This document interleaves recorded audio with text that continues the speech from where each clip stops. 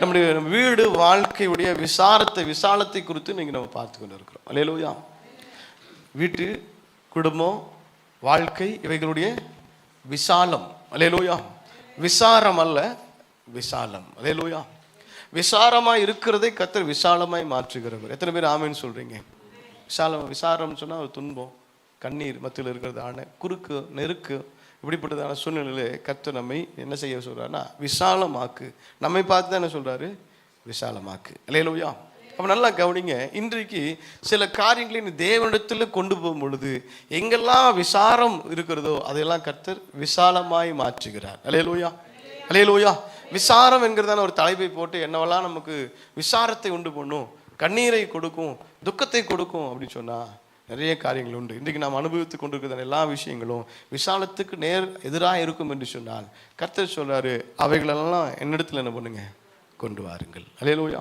இந்த மத்தேயு புஸ்தகம் தியானிக்கும் பொழுது கடந்த வாரத்திலிருந்தே கர்த்தர் இந்த காரியத்தை என்னுடைய இருதயத்தில் பேசி கொண்டு இருந்தார். என்னன்னு சொன்னா அவைகளை என்னிடத்தில் என்ன பண்ணுங்க, கொண்டு வாருங்கள். சொல்லதான் இந்த சூழ்நிலை என்னன்னு சொன்னா அங்க ஒரு தேவை. என்னதுங்க? அங்க ஒரு தேவை.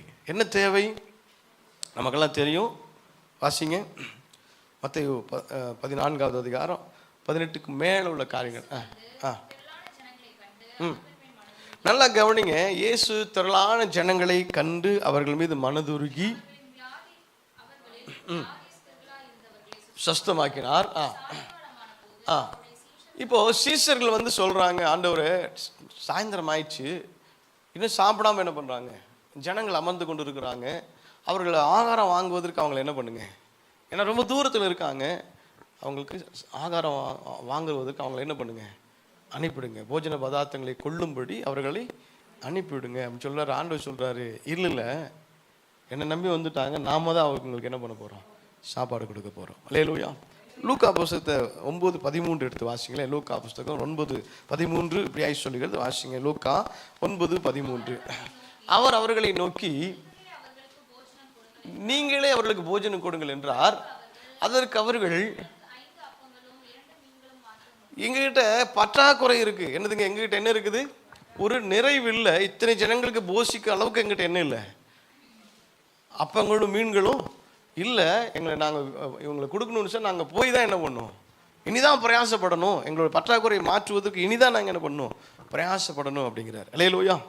இப்போ இந்த ஜனங்கள் ஒரு தேவைகள் மத்தியில், ஒரு குறைவின் மத்தியில் என்ன செய்ய போறோம், ஆண்டவர் ஒரு டாஸ்க் கொடுத்துட்டாரு, இவர்களுக்கு என்ன பண்ணுங்க, சாப்பாடு கொடுத்துருங்க அப்படின்னு சொல்லிட்டார். அல்லேலூயா.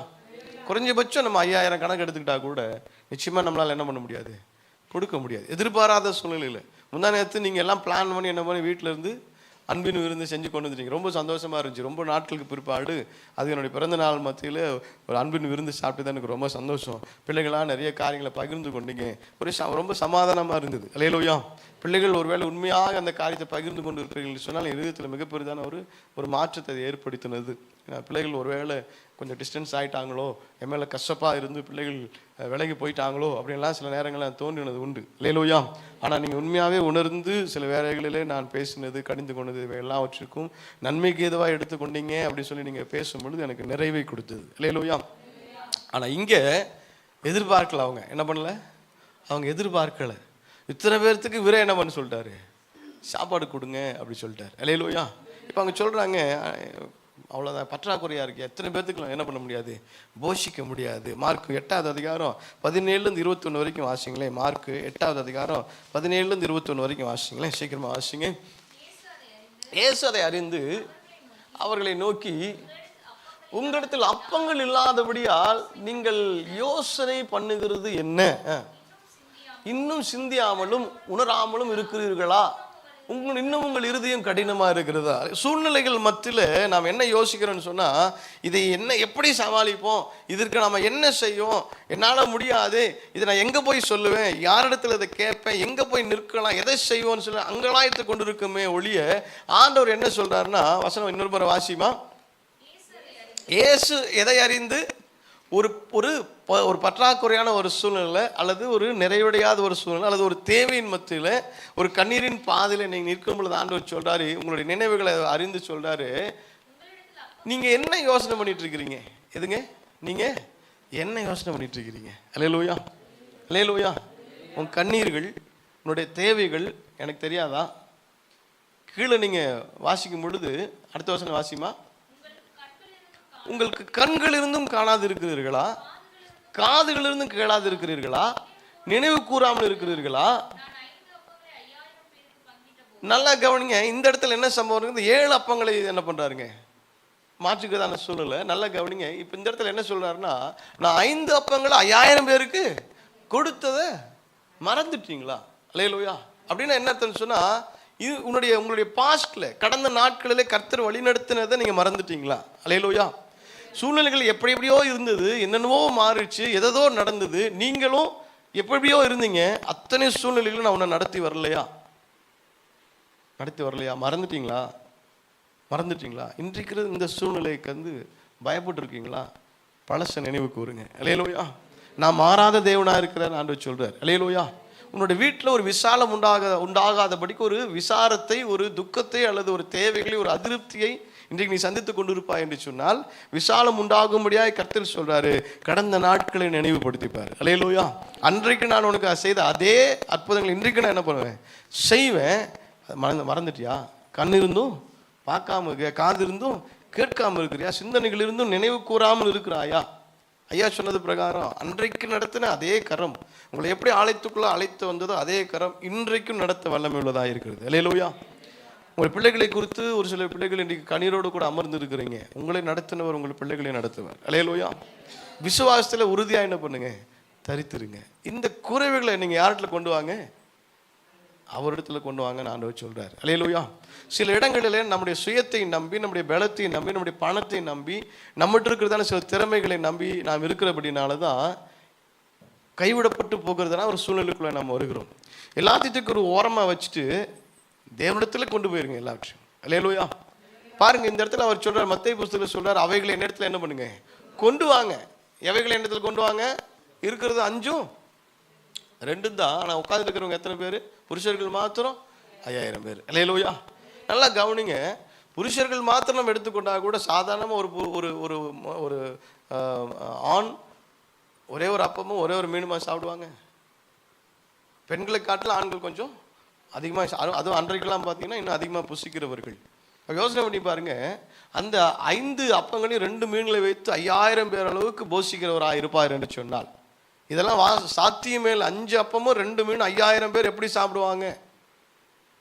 2 பேர்த்துக்கு கூட என்ன பண்ணாது, பத்தாது. அல்லேலூயா. 5000 பேருக்கு போஷிக்கிற அளவுக்கு கர்த்தர் அன்றைக்கு எனக்கு கிரியை செய்திருக்கிறார். ஏன் அப்படின்னு சொன்னா, அவைகளை யாரத்துல கொண்டு வந்து சேர்த்தாங்க? குறைவுகள் மத்தியிலும் உன்னுடைய குறையை எங்க போய் சேரு, ஆண்டவர்கிட்ட உன்னுடைய குறையை கொண்டு போய் சொல்லிடு. ஆண்டவரே இவ்வளவுதான் இருக்கு, லூக்கா புஸ்தகத்தில் வாசிக்கிற இவ்வளவுதான் இருக்குது, இனி வேணும்னா என்ன பண்ணணும், நான் தான் இனிமேல் பிரயாசப்படும், கடைக்கு தான் போகணும். ஆண்டவர் சொல்றாரு, அந்த குறையை எங்கிட்ட கொண்டு வா, நான் என்ன பண்ணிக்கிறேன், பார்த்து கொள்ளுகிறேன். அல்லேலூயா. அல்லேலூயா. இன்னைக்கு ஆண்டவர் சொல்றாரு, என்னிடத்தில் கொண்டு வா. உன்னுடைய நிர்விசாரணங்கள் எவைகளானாலும் சரி, உன்னுடைய துக்கங்கள் எவைகளானாலும் சரி, உன்னுடைய பயங்கள் எவைகளானாலும் சரி, யாரிடத்துல கொண்டு போயிருங்க, தேவனிடத்தில் கொண்டு போயிருங்க. அவர் உங்களை பார்த்து நடத்துகிறவராய் காணப்படுகிறார். உபாகமம் 27:7 இப்படியாய் சொல்லுகிறது. 27:7 உபாகமம் 27வது அதிகாரம் அதனுடைய 7வது வசனம் இப்படியாய் சொல்லுகிறது.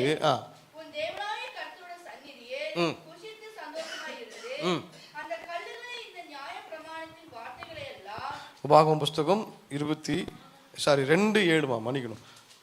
உபாகம புஸ்தகம் 2வது அதிகாரம் 7வது வசனம் மன்னிக்கணும். உன் தேவனாகிய கர்த்தர் உன் கையின் கிரிகளெல்லாம் உன்னை ஆசீர்வதித்து வருகிறார். நல்லா கவனிங்க. உன் தேவனாகிய கர்த்தர் உன் கை கிரிகளிலெல்லாம் நீ செய்கிற எல்லாவற்றையும் என்ன பண்றாருங்க, ஆசீர்வதித்து வருகிறார். இந்த பெரிய வனாந்தர வழி, வனாந்தரம் என்று சொன்னால் சில நேரங்களில் எல்லாமே ஈஸியாக கிடைக்கிறதான நிலை அல்ல. வனாந்தரங்கிறது என்னன்னு சொன்னா, ஈஸியாக கிடைக்கிற உன்னுடைய தேவைகள் ஈஸியாக சந்திக்கப்படுகிற நிலை அல்ல.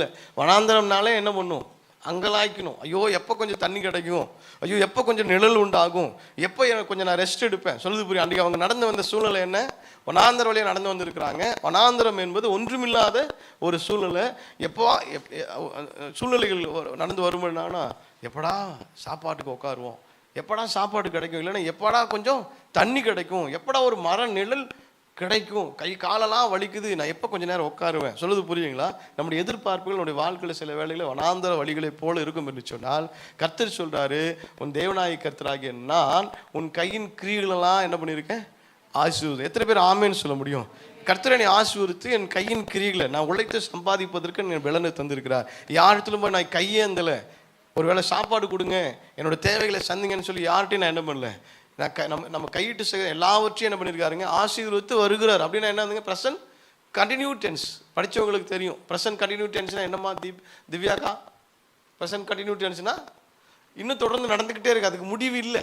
அல்லேலூயா. அது என்ன பண்ணியிருக்கு? அது முடிவில் இன்னும் ஆசீர்வதித்து வருகிறார். நீ இந்த பெரிய வனாந்தர வழியாய் நடந்து வருகிறதை கர்த்தர் அவர் அறிவார். இந்த 40 வருஷமும் உன் தேவனாய் கர்த்தர் உன்னோடு கூட இருந்தார், உனக்கு ஒன்றும் குறைபடவில்லை என்று சொல் என்றார். அல்லேலூயா, அல்லேலூயா. இந்த 40 வருஷம் அப்படிங்கிறத இடத்துல என்ன போட்டுங்க, உங்களுக்கெல்லாம் எத்தனை வயசு ஆச்சோ அத்தனை வருஷத்தை என்ன பண்ணீங்க, போய்க்குங்க. அல்லையா, போட்டுக்கோங்க. அல்லேலூயா. 49 வருஷம் கர்த்தரை நடத்தினாரு, ஒரு குறைவு எனக்கு இல்லை. அல்லேலூயா.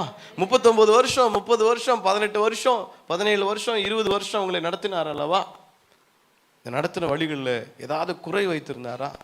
யோசனை பண்ணி பாருங்க. ஏதாவது குறை வைத்திருந்தாரா? ஐயா நான் குறையோடு தான் இருந்துட்டேன், நான் சரியாக சாப்பிடல, பட்னியாக இருந்தேன், ஒரு இடத்துலையும் சொல்ல முடியும்?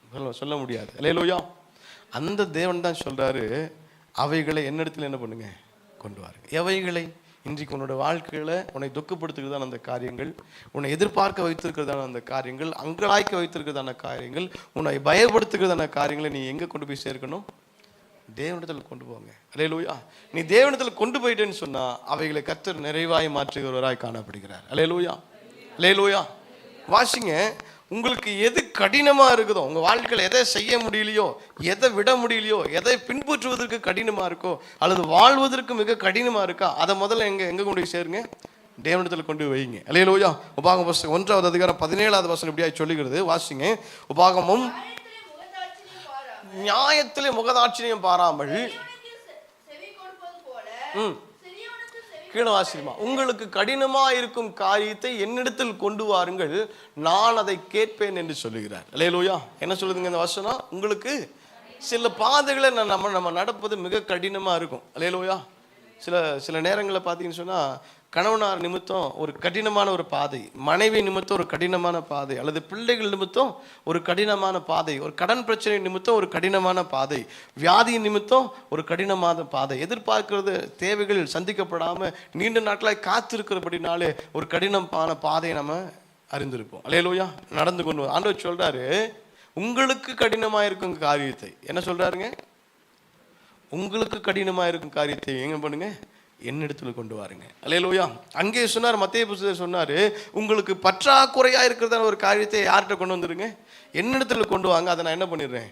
நிறைவாய் மாற்றுகிறேன். இங்கே சொல்றாரு, உங்களுக்கு எதெல்லாம் இன்னைக்கு கடினமா இருக்கு, இதனால் ஃபேஸ் பண்ணவே முடியல, இந்த பாதை என்னால் கடந்து போகவே முடியல, எங்கே பார்த்தாலும் எனக்கு என்ன இருக்குது? ஏமாற்றமாக தான் இருக்குது. எங்கே பார்த்தாலும் எனக்கு என்னவா இருக்குது? நான் காத்திருந்து என்னோட கண்கள்லாம் என்னாச்சு? பூத்து போயிடுச்சு. எப்போ எனக்கு ஒரு நல்லது நடக்கும்? எப்போ எனக்கு இப்படியான ஒரு விடிவு காலம் உண்டாகும்? எப்பொழுது என் வாழ்க்கையில் ஒரு நல்ல காரியங்களை நான் அனுபவிப்பேன் அப்படி சொல்லி நீங்கள் காத்து கொண்டு இருக்கிறதான சூழ்நிலை உங்களுக்கு மிக கடினமாக இருக்கும். அல்லேலூயா. இன்றைக்கு தேவனுடைய சமூகத்தில் நான் சொல்கிறேன், இந்த காத்திருத்தல் என்பது மிக கடினமான ஒரு விஷயம் இன்றைக்கு. அல்லேலூயா. ஏன்னா இன்றைக்கு நம்முடைய வாழ்க்கை பாதையெல்லாம் எப்படி மாறிடுச்சுன்னு சொன்னால், ஃபாஸ்ட் ஃபுட்டு காலத்தில் மாறிடுச்சு. என்னம்மா மாறிடுச்சு? டக்குன்னு போய் உட்காந்தா என்ன இருக்கணும்? சாப்பாடு கிடச்சிடணும். அன்றைக்கெல்லாம் பார்த்தீங்கன்னு சொன்னால் அடுப்பில் தான் என்ன பண்ணுவாங்க, விறகு அடுப்பில் தான் சமைப்பாங்க. அது வெந்து வடிகட்டி அதை சாப்பிட்றதுக்குள்ளே குறைஞ்சபட்சம் 1 மணி நேரத்துக்கு மேலே என்ன ஆகிடும். இன்றைக்கெல்லாம் குக்கரில் 5 நிமிஷத்தில் என்ன பண்ணிடலாம், சாப்பிட்றலாம். இன்றைக்கி நம்முடைய காரியங்கள் எப்படி இருக்குன்னா, எல்லாம் வேகமாக நடக்கணும். என்ன நடக்கணும்? வேகமாக நடக்கணும். காத்திருக்கிறது இன்னைக்கு ரொம்ப கடினமாக இருக்குது. அல்லேலூயா. ஆனால் காத்திருக்கிற ஒருவரையும் கர்த்தர் கைவிடுவதே இல்லை. அல்லேலூயா. கர்த்தர் சொல்கிறாரு, உனக்கு எது கடினமாக இருக்குது இன்னைக்கு? சில பாவங்களை விடுவதற்கு இன்றைக்கு கடினம், சில உறவுகளை விடுவதற்கு இன்றைக்கு கடினம், சில நட்புகளை விடுவதற்கு இன்றைக்கு கடினம், சில பழக்கங்களை விடுவதற்கு இன்றைக்கு கடினம். எத்தனை பேர் ஆமேன்னு சொல்கிறீங்க? அல்லேலூயா. இங்கே பேசும்பொழுது ஒரு மனமாற்றத்தோடு கடந்தோம். நாளிலிருந்து இது என்ன பண்ணக்கூடாது, செய்யக்கூடாது. அல்லேலூயா. அப்படின்னு போவோம். 1 நாள் 2 நாள் தாங்காது, 3ஆம் நாளிலே திரும்ப அதே அடிமைத்தனம். அல்லேலூயா. உங்களால் விட முடியலையா? அந்த கடினமான காரியத்தை யார்கிட்ட கொண்டு போய் சேருங்க?